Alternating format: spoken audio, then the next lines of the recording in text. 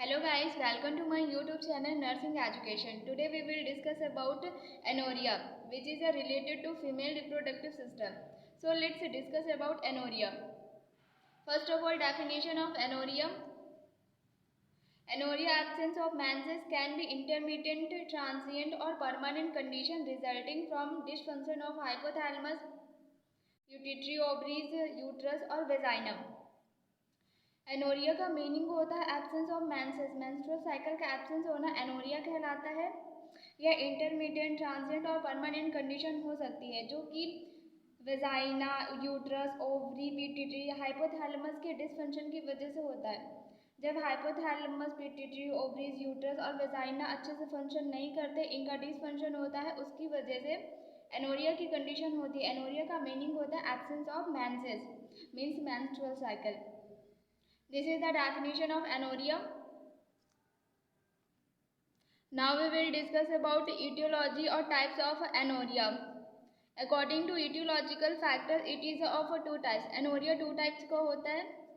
First is a primary anorexia and the second one is a secondary anorexia. Primary anorexia. The menstrual periods falls to appear at a puberty. It may be due to absence of uterus, ovaries, a genetic disorder, for example tunnel syndrome और hormonal imbalance. Menstrual period इसमें puberty के time पर appear नहीं हो पाता, puberty time पे menstrual period start नहीं हो पाता।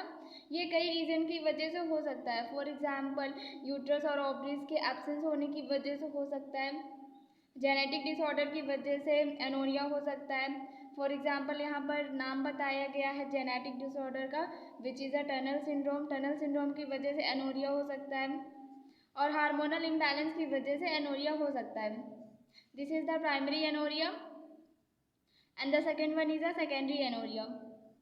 Menstrual period stop after normal menstruation has been established. It may be due to excessive exercise. इसे menstrual period normal menstruation के बाद stop हो जाता है। इसके कई रीज़न हो सकते हैं। excessive exercise की वजह से एमनोरिया हो सकता है।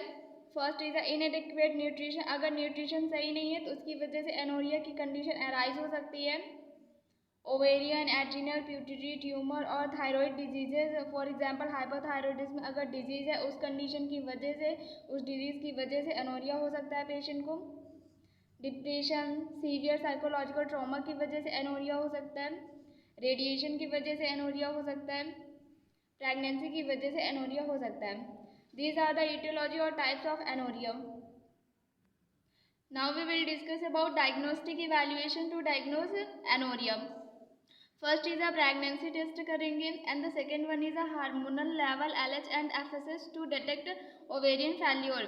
LH एंड FSH का लेवल देखेंगे ओवेरियन फेल्योर का पता लगाने के लिए। And the third one is a thyroid stimulating hormone TSH decreased and T4 increased in hyperthyroidism. अगर पेशेंट को हाइपरथायरॉयडिज्म होगा उस कंडीशन में TSH हार्मोन डिक्रीज्ड रहेगा और T4 हार्मोन इंक्रीज्ड रहेगा। फोर्थ वन इज अल्ट्रासाउंड करेंगे पेशेंट का प्रेजेंस और एब्सेंस ऑफ यूट्रस और एनाटॉमिक एनोमलीज। यूट्रस की प्रेजेंस और एब्सेंस को देखने के लिए, एनाटॉमिकल एनोमलीज का पता लगाने के लिए अल्ट्रासाउंड करेंगे। These are the diagnostic evaluation to diagnose amenorrhea. Now we will discuss about complication. अगर एनोरिया को हमने ट्रीट नहीं किया, उसका ट्रीटमेंट नहीं करवाया, उसकी वजह से पेशेंट को इंडोमेट्रियम कैंसर हो सकता है। Now we will discuss about management of anorexia. First is the HRT, means hormonal replacement therapy to regulated cycle. menstrual cycle को रेगुलेट करने के लिए HRT थेरेपी पेशेंट को प्रोवाइड करेंगे। ट्रीटमेंट ऑफ ट्यूमर और अदर अंडरलाइंग कॉजेज। अगर tumor present है तो उसको ट्रीट करेंगे और अंडरलाइंग डिजीजेस को ट्रीट करेंगे। And the third one is a nutrition, exercise, psychological counselling as a indicated. Patient को ये सारे ट्रीटमेंट प्रोवाइड करेंगे। This are the all about amenorrhea. Thank you so much. If you like my video then like, subscribe and share my channel.